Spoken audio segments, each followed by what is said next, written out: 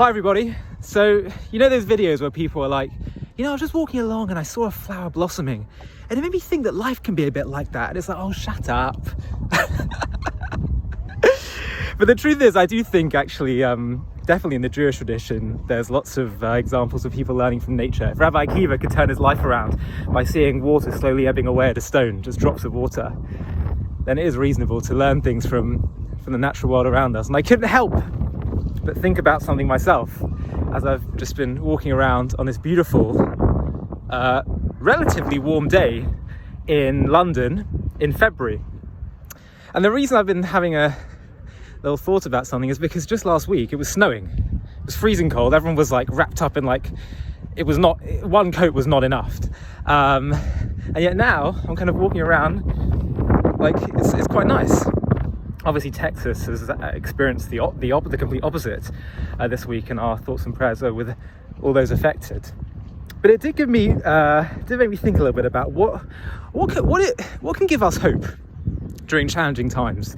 A lot of people have been going through all kinds of challenging times over the last year during the pandemic. We're nearing pretty much a year since this whole saga began.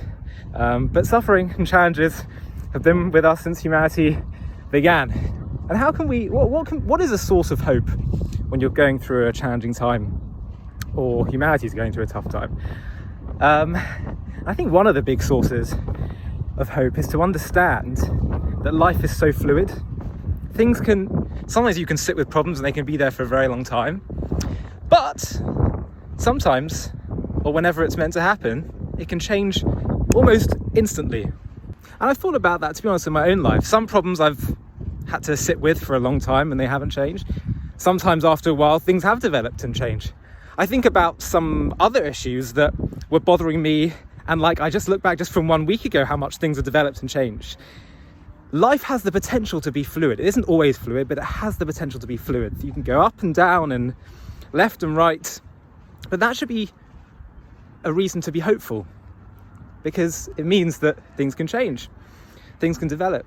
In Judaism, it's forbidden to give up hope, to lose hope, because we believe there's a God who runs the world, and therefore when he wills it or so desires it, things can change in an instant. There's a saying of the rabbis, Yeshuat Hashem keheref ayin, that the salvation of God can happen in the blink of an eye.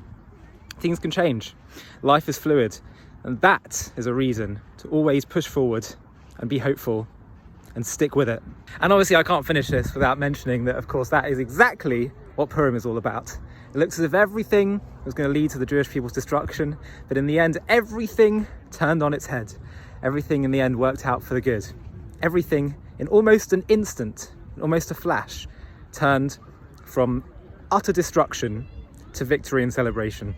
So next time you feel stuck in a rut, in a situation where you just can't really see how you're going to get out, and that's what you tell yourself and tell others, use your imagination, because life is fluid.